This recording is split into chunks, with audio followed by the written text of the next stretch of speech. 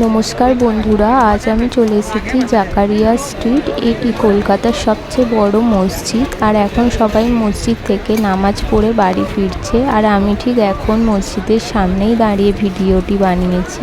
তো চলো ভিতর দিকে আরও এগিয়ে যাই।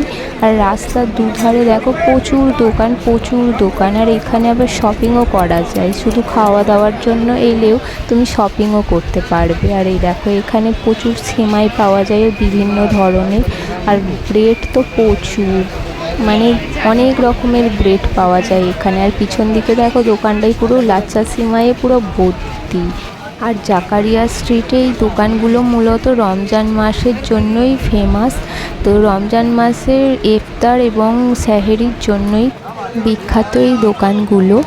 আর এই দোকানগুলোর চারপাশে কিন্তু চেয়ার টেবিলের ব্যবস্থা করা আছে দোকানের পাশেই খাওয়া দাওয়ার জন্য।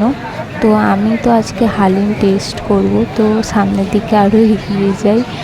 আর এই দিকে দেখো এটা হচ্ছে হালুয়া আর পরোটাগুলো কিন্তু মেপেই দেওয়া হয় এখানে।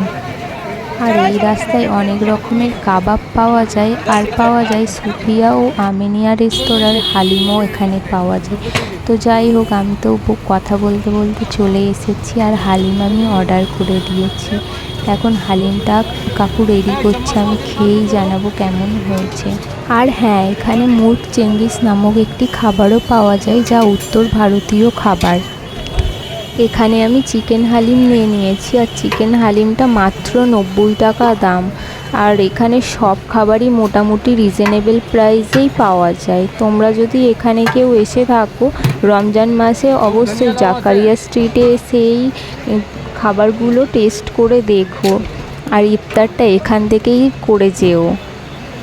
কথা বলতে বলতে আমার তো হালিমটা পুরো রেডি হয়ে গেছে। যাই হোক, আমি এখন টেস্ট করব।